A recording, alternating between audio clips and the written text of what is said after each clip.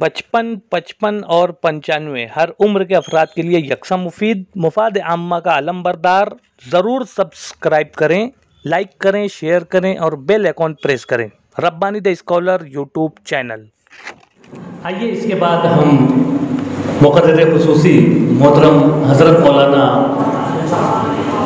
عمرین محفوظ رحمانی صاحب دامت برکاتہم، میں التماس کرتا ہوں کہ مائک پہ تشریف لائیں اور اپنے خطاب نایاب سے ہمیں محظوظ فرمائیں۔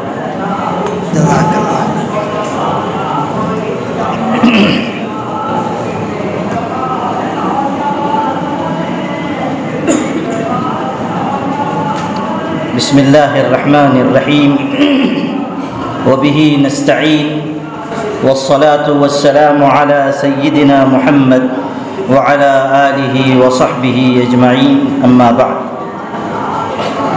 صدر عالی قدر ہمارے مخلص و کرم فرما جناب ڈاکٹر سعید فارانی صاحب، اسٹیج پر رونق افروز معزز موقر ذی احترام شخصیات اور آپ تمام خواتین و حضرات،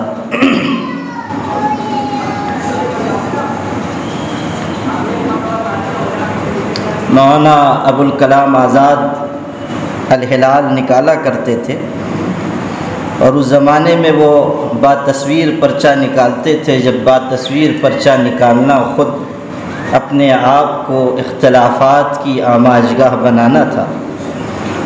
مجھے یاد پڑتا ہے کہ ایک مرتبہ الہلال کا جو شمارہ نکلا اس میں ترکی کی ایک مجاہد خاتون کا فوٹو دیا ہوا تھا کہ وہ کسی مجمع میں تقریر کر رہی ہیں اور ہاتھ لہرا رہی ہیں۔ مولانا ابوالکلام آزاد رحمۃ اللہ علیہ عام طریقے پر تصویروں کے نیچے کوئی جملہ لکھا کرتے تھے، کبھی اردو میں، کبھی فارسی میں، کبھی عربی میں۔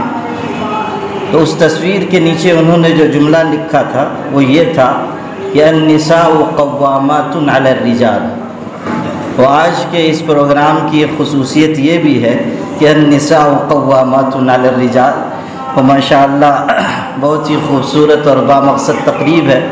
اور میں سب سے پہلے مبارکباد پیش کرنا چاہتا ہوں جناب عتیق شعبان صاحب کو، ہمارے مخلص بھائی جناب امتیاز صاحب کو، اور اس کتاب کی اشاعت میں حصہ لینے والے تمام ہی معاونین مخلصین کو۔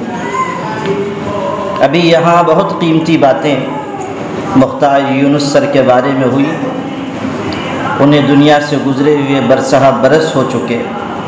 سب سے پہلے تو ہم لوگوں کو اللہ کی بارگاہ میں یہ دعا کرنی چاہیے کہ اللہ تعالیٰ ان کو غریق رحمت فرمائے، ان کی خدمات کو قبول فرمائے، اور جو کچھ تعلیمی، ملی، قلمی خدمات انہوں نے انجام دی ہیں، اللہ تعالیٰ اس کو ان کے میزان عمل میں وزندار فرما دے۔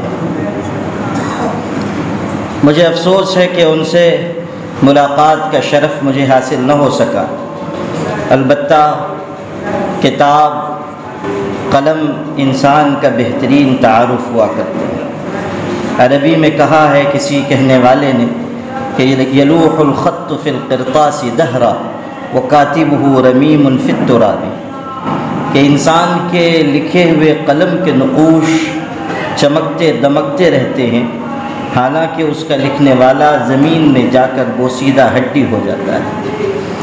تو یہی بات ہم سب کے سمجھنے کی ہے کہ ہمارے لیے ان کو، ان کے تعارف کا اور ان کی صلاحیتوں کو سمجھنے کا بہترین ذریعہ ان کے قلمی نقوش ہیں۔ اور اندازہ یہ ہوتا ہے کہ نہ صرف یہ کہ وہ صاحب علم تھے، بلکہ علم کی راہوں پر آگے بڑھتے بڑھتے وہ اس مقام تک پہنچ چکے تھے کہ خدا نے انہیں دولت علم کی تقسیم کے لیے منتخب فرمایا تھا۔ ابھی آپ نے سنا جن لوگوں نے ان سے ملاقات کی، جنہوں نے انہیں دیکھا، جنہوں نے ان کو پرکھا، وہ یہ کہنے پر مجبور ہیں کہ ان کی ایک ملاقات بھی علم کی تازگی یا اضافے کا سبب ہوتی تھی۔ یہ ہنر یہ خوبی ہر انسان میں نہیں ہوا کرتی۔ پھر یہ کہ انہوں نے طنز و مزاح کا، ظرافت کا راستہ اختیار کیا۔ یہاں ابھی تذکرہ ہوا ان کے مضامین کا، شاید آپ میں سے زیادہ تر لوگوں نے ان کے مضامین کا وہ مجموعہ نہیں دیکھا ہوگا جو کتابت شدہ ان کے اہل خانہ کے پاس ہے، لیکن مجھے دیکھنے کا موقع ملا، شاید طفیل صاحب نے یا کسی صاحب نے اس کی کتابت کی ہے، اور الحمدللہ کہ بہت سارے مضامین اس میں شامل ہیں، کچھ میں نے اپنے ماہنامے میں شائع بھی کیے تھے۔ ان کو پڑھ کر یہ اندازہ ہوتا ہے کہ قلم پر ان کو غیر معمولی قدرت بھی تھی، اور اپنی باتوں کو سمجھانے کا اور پیش کرنے کا سلیقہ بھی اللہ نے انہیں عطا فرمایا تھا۔ اور یہ خوبی ایسی ہے جو تھوڑے لوگوں میں ہوا کرتی ہے۔ لکھنا یہ ویسے ہی مشکل کام ہے، اور پھر معیاری لکھنا یہ اور زیادہ مشکل کام ہے۔ مختار یونس مرحوم کا امتیاز یہ تھا کہ وہ معیاری لکھنے والوں میں تھے، اور انہوں نے گیسوئے اردو کو اپنے شاداب و شگفتہ قلم سے تازگی عطا کی ہے۔ یہ بات ہمارے آپ کے سمجھنے کی ہے کہ اردو دوسری معاصر زبانوں کے مقابلے میں کم عمر ہے، لیکن اس زبان میں لکھنے والوں نے خون جگر دے کر اس طرح اس زبان کو سرسبز و شاداب اور اپنے قلمی نقوش سے مالا مال کیا ہے کہ کسی بھی بڑی سے بڑی زبان سے اس کی تخلیقات کا مقابلہ کیا جا سکتا ہے۔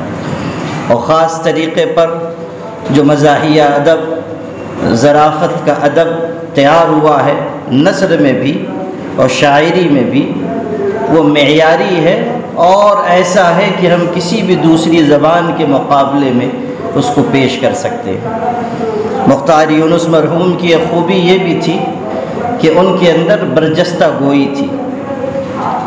یہ خوبی بھی کم لوگوں میں ہوتی ہے۔ بہت سے لوگ ایسے ہوتے ہیں کہ جب قلم ان کا چلتا ہے تو شگفتگی کا انبار لگ جاتا ہے، لیکن آپ ان سے ملیے تو ایسا اندازہ ہوگا کہ شگفتگی ان کو چھو کر نہیں گزری۔ مشتاق یوسفی کے بارے میں لوگ یہی کہا کرتے ہیں، جب وہ لکھتے تھے تو ایسا شگفتہ و شاداب لکھتے تھے کہ پڑھنے والے جھوم جاتے تھے۔ انہوں نے 5 اور اب 6 کتاب ان کی آئی، شام شعر یاراں، کم لکھا، لیکن جو لکھا وہ ایسا لکھا کہ قلم توڑ دیا۔ کہنے والے نے کہا تھا کہ ہم طنز و مزاح کے عہد یوسفی میں جی رہے ہیں اور غلط نہیں کہا تھا، لیکن وہ بہت ہی کم گو انسان تھے اور خلوت گزی انسان تھے۔ کوئی ملنے کے لیے جاتا تھا تو وہ اس کو بڑی مایوسی ہوتی تھی کہ یہی وہ مشتاق یوسفی ہیں جن کی تحریریں پڑھ پڑھ کے ہم ہنسا کرتے ہیں۔ ان کو جا کر دیکھتے تھے تو معلوم ہوتا تھا کہ یہ تو سنجیدگی کا مجسم پہاڑ ہے۔ لیکن مختار یونس سر کے بارے میں آپ نے سنا کہ وہ کس طرح بات سے بات پیدا کرتے تھے۔ اخاذ ذہن اور خلاق ذہن ہمیشہ بات سے بات نکالا کرتا ہے۔ مختار یونس سر کے اندر یہ برجستہ گوئی بھی تھی، حاضر جوابی بھی تھی، اور حاضر جوابی بڑی بے پناہ چیز ہے۔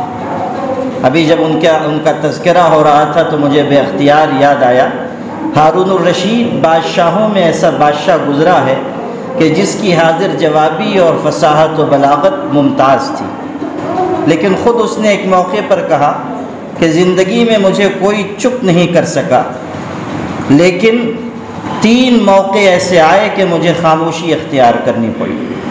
ایک مرتبہ ان کے ایک وزیر گزر گئے تھے، بہت ہی ذی علم شخص تھے، یہ تعزیت کے لیے گئے ان کے گھر، تو ان کی والدہ سے ملاقات ہوئی، وہ رو رہی تھی، انہوں نے تعزیت کی کہ آپ صبر کیجئے، ہمت رکھیے، تسلی دی۔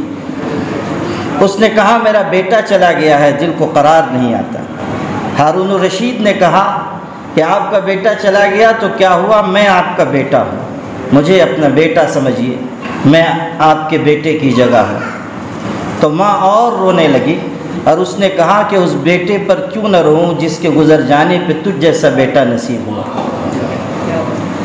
یہ حاضر جوابی تھی اس ماں کی۔ دوسرا موقع اس نے کہا کہ ایک شخص نے، کوئی سیاح تھا، وہ آیا ہندوستان، یہاں سے واپس گیا اور اس کے بعد جب ان کے حدود سلطنت میں پہنچا تو ایک ہی اس نے نبوت کا دعویٰ کر دیا، اور نبوت کا دعویٰ بھی ایسا ویسا نہیں، کہتا تھا میں موسیٰ ہوں، یعنی متعین طریقے پر کہتا تھا کہ میں موسیٰ ہوں۔ بادشاہ نے طلب کر لیا ہارون الرشید نے، وہ کہا کہ تم مدعی نبوت ہو؟ کہا ہاں ہوں۔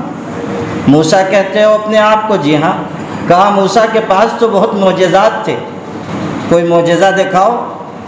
تو اس نے کہا کہ موسیٰ نے معجزات اس وقت دکھائے تھے جب فرعون نے کہا تھا انا ربکم الاعلیٰ، تم بھی کہو میں دکھاتا ہوں، انا ربکم الاعلیٰ کہو دکھاتا ہوں۔ وہ کہا کہ میں چپ ہو گیا۔ تیسرا موقع آیا کہ کسی علاقے میں کسی گورنر کو انہوں نے متعین کیا، کچھ مدت کے بعد وہاں کے لوگ آئے اور شکایت کی کہ آپ کا بھیجا ہوا گورنر ٹھیک نہیں ہے، ظلم کرتا ہے۔ ہارون الرشید نے کہا ارے بھائی وہ بہت سلیقے کا آدمی ہے، بہت شریف آدمی ہے، چن کر میں نے بھیجا ہے، آپ لوگ کیسے اس کی شکایت کر رہے ہیں؟ تو ان میں ایک بڑا حاضر جواب شخص تھا، اس نے کہا اگر وہ اتنے ہی لائق و فائق ہے تو مناسب نہیں ہے کہ ہمارے ہی علاقے میں رہے، دوسرے علاقے والوں کو بھی فیضیاب ہونے کا موقع دیجیے، دوسروں کے ہاں بھی بھیجیے اس کو۔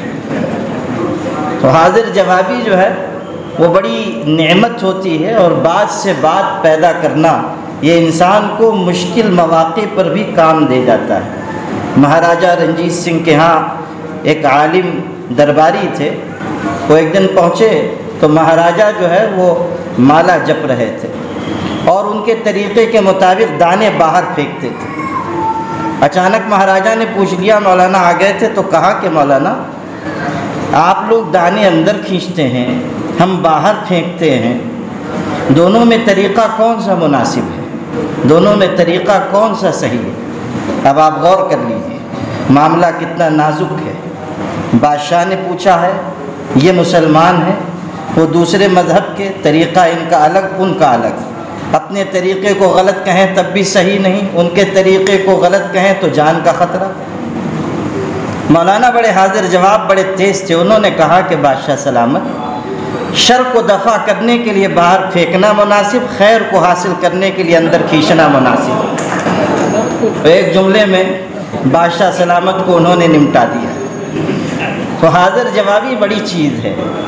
سعدی نے لکھا ہے سردیوں کا زمانہ تھا، بادشاہ اور شہزادے چلے جا رہے تھے، گرم کپڑے پہنے ہوئے تھے، چلتے چلتے مسخرہ بھی ساتھ میں تھا۔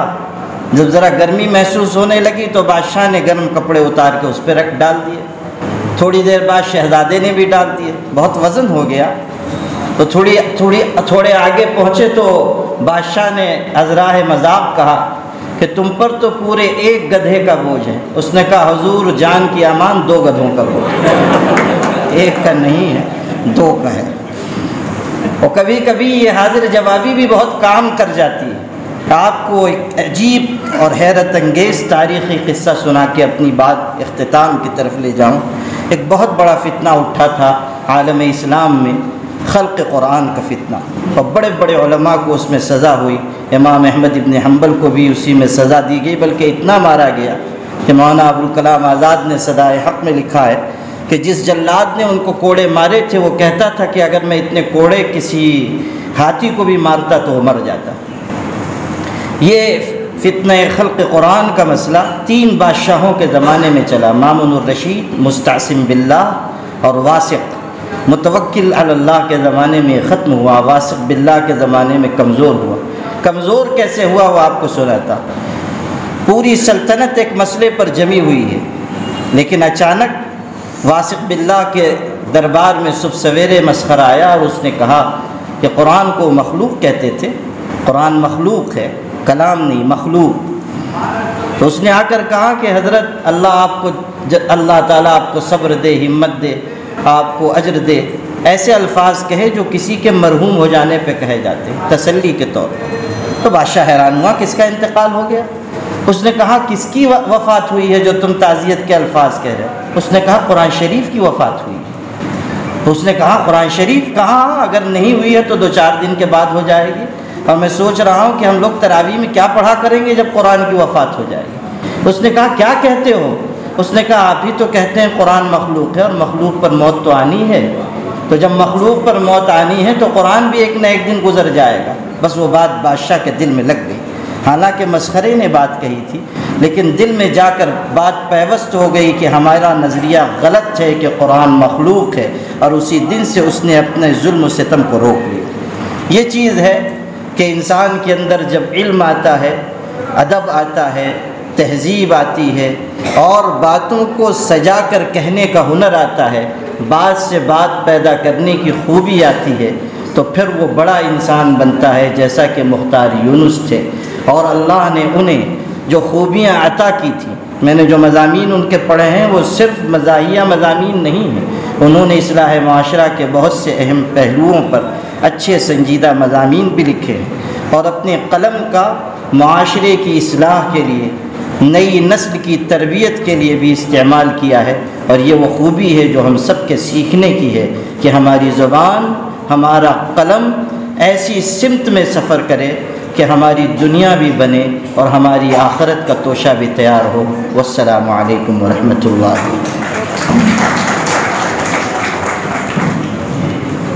اپنے خطاب نایاب سے محظوظ فرما رہے تھے مولانا عمرین محفوظ رحمانی صاحب۔ آئیے کہ میں اس سے پہلے کے خطبہ صدارت کے لیے ڈاکٹر سعید احمد فرحانی صاحب کو مدعو کروں، میں محترم عتیق شعبان سر سے التماس کرتا ہوں کہ مائک پہ تشریف لائیں، اور کتاب کے تعلق سے آپ نے جو محنت کی ہے اور جس طرح سے بھی آپ اظہار خیال فرمائیں۔ ربانی دی اسکالر یوٹیوب چینل علمی، ادبی، دینی، ملی، سماجی، ثقافتی، تہذیبی، فلاحی، طبی، فنی، معاشی، تجارتی، معاشرتی، انتظامی، انقلابی، تحریکی، تحقیقی، تکنیکی، تفتیشی، تعمیری، تعلیمی و معلوماتی یوٹیوب چینل ضرور سبسکرائب کریں، لائک کریں، شیئر کریں اور بیل آئیکن پریس کریں۔ ربانی دی اسکالر یوٹیوب چینل۔